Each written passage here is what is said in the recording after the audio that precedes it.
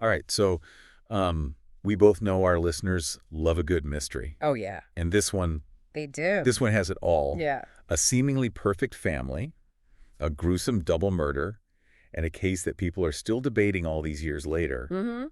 We are diving deep into the Noida Double Murder Case. Absolutely. And trust me, this one will keep you guessing. It's a wild one for sure. So where do we even begin with this one? Well, it all happened in this quiet middle-class neighborhood in Noida, India. Okay. You know, the kind of place where people felt safe. Mm-hmm. But on May 16th, 2008, that sense of security was completely shattered when the body of 14-year-old Aarushi Talwar was found. Oh, wow. In her bedroom. And this wasn't just any murder, was it? No, not at all. The level of violence was just shocking. Yeah. Aarushi had been hit with some kind of blunt object, and her throat had been slit. Oh, my gosh. It just immediately raised all these questions, Yeah. Who could have done this, and why such rage? Right. Why? It makes you think right away, like, who would have just that much anger? Yeah, and such brutality. Yeah. So initially, the police suspected the family's live-in help Hemraj Banjade. Right. So it seems like an open and shut case, right?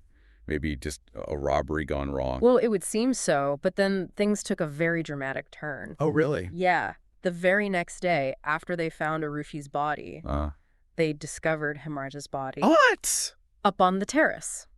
Oh, my gosh. Yeah. So suddenly the investigation just became so much more complicated. Oh, right. Was this a revenge killing? Was there someone else involved? It was like all the pieces of the puzzle were just scattered everywhere. It's crazy how quickly things can change in an investigation like that. Oh, absolutely. It goes from thinking you have a suspect to having to basically start all over. Yeah.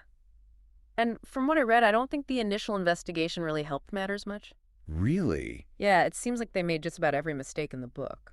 Oh, no. Like a textbook case of what not to do at a crime scene. So what happened? Well, you had so many people just coming and going, contaminating the scene. Oh, God. Key pieces of evidence went missing. Wow. There are all these conflicting statements from witnesses. Right. And then, of course, you've got the media getting involved, leaking information. Right. And just adding fuel to the fire of all the speculation. So with all this chaos and a botched investigation, how did Arushi's parents even become suspects? How did the finger of suspicion point to them? Yeah, like was it just a matter of who else could it be? Well, remember the context here. We're talking about this very high-profile case, a seemingly loving family, and this just horrific crime. Right. The public was just desperate for answers. They wanted somebody to blame. They had to blame somebody. Yeah. And when the police couldn't find a suspect, attention naturally shifted inward towards the family. I guess that makes sense in a way. Yeah. But I'm guessing the media frenzy didn't exactly help the situation. Oh, no, not at all. The media coverage was just relentless. Yeah. They scrutinized just every aspect of the Talwars' lives and just kept amplifying the most sensational theories. Like what kind of theories? Well, one of the most damaging was the idea of this so-called honor killing. What does that even mean? Well, this was suggesting that the parents might have been involved because they thought Aarushi had done something to dishonor the family. Ugh, that is just awful. It was terrible. Just adding to their pain? Yeah. On top of the grief of losing their daughter. Exactly. So let's talk about the legal side of things. Okay. Since there were so many problems with the local police's investigation, the case was transferred to the Central Bureau of Investigation. Right, the CBI. Right. India's premier investigative agency. So like their FBI. Pretty much. Okay, so did they? Yeah. I guess everybody hoped they'd find some answers. Exactly. A fresh perspective, more resources. Yeah. Maybe they could bring some clarity to the case?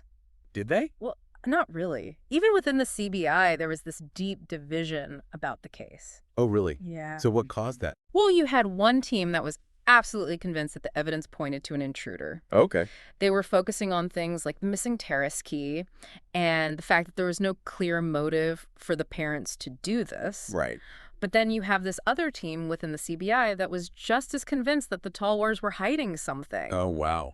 Yeah, they pointed to inconsistencies in their statements, and what they saw is some pretty suspicious behavior after the murders. So you have these two highly trained teams. Right. Looking at the same evidence. Exactly. And coming to completely different conclusions. Yeah. That's crazy. And that must have been so confusing for everyone involved. Oh, it definitely added another layer of complexity to the case. And I bet that lack of consensus had a big impact on what happened next. It definitely did. Which was, of course, the trial of Rajesh and Noida Talwar. Yeah. They were convicted of the murders, right? They were.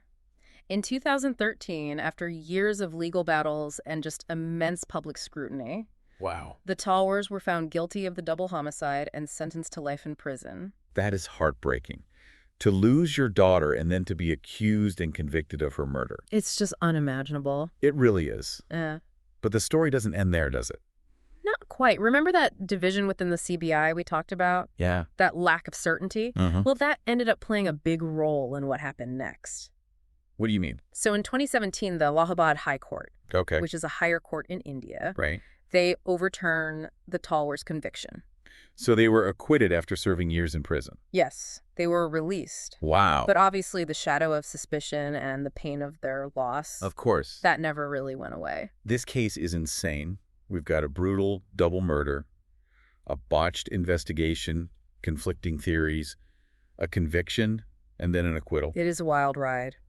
But after all of that, after everything we've discussed, Uh-huh. the central question still remains. What really happened that night in the Talwar household? What really happened? Yeah. So it's like we went through this entire investigation and still we don't have any answers. It's true. What makes this case so hard to figure out? Well, a big thing is that there's just no clear motive. Yeah. If it was the parents, what could have possibly driven them to do something so extreme? Right. And if it was an intruder, why target Aarushi and Hemraj? Yeah. The robbery just doesn't seem to make sense because they didn't take anything of value from the house. And on top of that, you said before that they never found the murder weapon? Nope, never found it. That's got to be a huge problem for investigators. Absolutely. Yeah. It's a huge obstacle.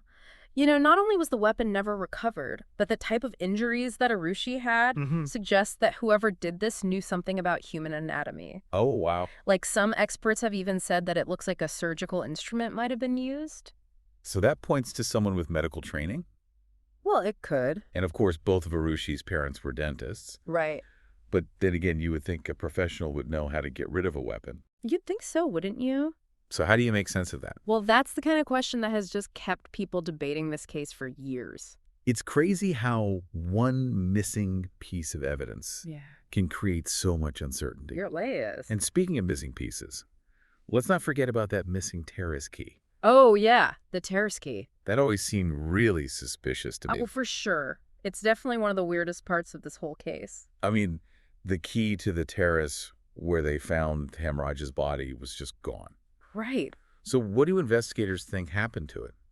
Well, because of that, they started to believe that somebody might have purposely locked that terrace door. From the outside. Yeah, from the outside. To make it look like. To try and stage it, to make it seem like an intruder had escaped. Wow. But wouldn't that be super risky? Like, what if somebody saw them? Well, you would think that someone would have seen something, right? Right. But remember, this happened in the middle of the night. No, that's true. In a pretty quiet neighborhood, it's definitely possible that whoever locked that door did it without being seen. I guess you're right. It's possible. In a case like this, every little detail could be a clue. Yeah. But at the same time, it's like we're missing half the pieces of the puzzle. That's a good way to put it. And then the picture on the box keeps changing. Exactly. Yeah. And it's not just about the physical evidence. What else is there? There's the psychology of it all. Okay. You know, people were really looking at the Talwars' behavior after the murders. Yeah. And some people thought they seemed too cold and detached. Really? Yeah, and that made people even more suspicious of them. But how are you supposed to act when something so horrible happens? I know, it's hard to say. People grieve in different ways. Exactly. But the media love to focus on that kind of stuff. Well, they ate it up. Yeah. They used it to fit whatever story they were trying to tell. And that's what makes this whole thing so confusing. It really does. Trying to separate fact from fiction and actual evidence from just speculation. Yeah. It's almost impossible when you throw in the media and the public just wanting answers. Right. It all gets mixed together. We also have to think about the bigger picture here. What do you mean? Well, like how this case kind of exposed some of the social issues in India. Oh, right. You're talking about the class differences and all that. Exactly. Yeah, that definitely played a role in all of this. Can you explain that a little more? Sure. So remember how the family's Live and Help Hemraj was a suspect at first? Well, that really plays into some of the prejudices that exist in India. How so? Sadly, domestic workers are often seen as outsiders. Oh, I see. They're easy to blame when things go wrong. And then on the other hand, Yeah. there's this idea that the Talwars, because they were wealthy and influential, might have been able to use their status to get away with something. Right. It was like this unspoken tension throughout the whole case. Yeah. The world of the Talwars, who had money and power, versus Hemraj, who came from a much more humble background. So it's almost like this case shows how justice isn't always fair. It really does. It's like it can be influenced by things like social status. That's one of the big takeaways from this case, for sure. It also makes you think about the relationships between employers and domestic workers. Yeah, for sure. There's a power dynamic there that isn't always easy to deal with. And this case really brought those issues into the spotlight. It did. So here we are with this whole mess of evidence, speculation, social dynamics, and unanswered questions. Yeah. Do you think there's any chance that we'll ever actually know what happened in the Noida Double Murder Case? It's hard to say for sure. Some people want to reopen the case and use new technology to look at the evidence again. Like what kind of technology? Well, there's stuff like advanced DNA analysis Oh, okay. that could maybe give us some new clues. But won't that be hard since the crime scene was so messed up in the beginning? Yeah, that's a good point. The way they handled things at the start really makes it hard to get reliable results now. So is it possible that some mysteries are just going to stay mysteries forever? It's possible. Does that mean we just give up? No, I don't think giving up is the answer. But we do have to be realistic about what we're dealing with here. You know, the truth is, we may never really know what happened to Aarushi and Hemraj. That's a tough pill to swallow. It is. But I think the best we can do is to keep asking questions, to keep this case in the public eye, and to learn from the mistakes that were made. Maybe that's the point of all this. What do you mean? Maybe finding all the answers isn't the most important thing. Okay. Maybe it's the journey of trying to find them that matters. I see what you're saying. Because along the way, Yeah. we have to face our own biases and question what we think is true. That's true. And sometimes we have to accept that the truth is out there, but we might never find it. That's a really good point. The Noida Double Murder Case is a good reminder that justice isn't always simple. Right. It can be complicated and confusing, and sometimes we're left with more questions than answers. But that doesn't mean we should stop searching for it. You know, it's amazing to me how this case still fascinates people after all this time. I know. It's wild, isn't it? Like we're all drawn to these unsolved mysteries trying to figure out what happened. It's definitely the human element, I think. Yeah. You know, we as humans, we love stories. We're always trying to make sense of things. Okay. And when a story like this is left unfinished with all these loose ends, Right. it just sticks with you. Like an itch you can't scratch. Exactly. We just have to try and figure it out, even if we never get a real answer. And this case has become such a huge part of Indian culture. Oh, yeah. Like I've read about books and documentaries and even a movie about it. There's been a lot of attention on this case, for sure. So why do you think it's resonated with so many people? I think it goes beyond just the crime itself. You know, Right. It makes people think about family relationships and the pressures of society and how the justice system works. Yeah, for sure. And it forces people to confront some uncomfortable truths about their own communities. Right, like maybe we're not as unbiased as we think we are. That's part of it, for sure. So we've talked about the evidence and the theories and the social context. But for you, what's the most important thing that people should take away from this whole case? That's a good question. I think the biggest takeaway is that truth can be really fragile. What do you mean? Well, in a case like this where everybody's emotions are running high and there's not a lot of evidence, Yeah. and the media is constantly throwing out new information, Right. it's so hard to tell what's real and what's not. That's true.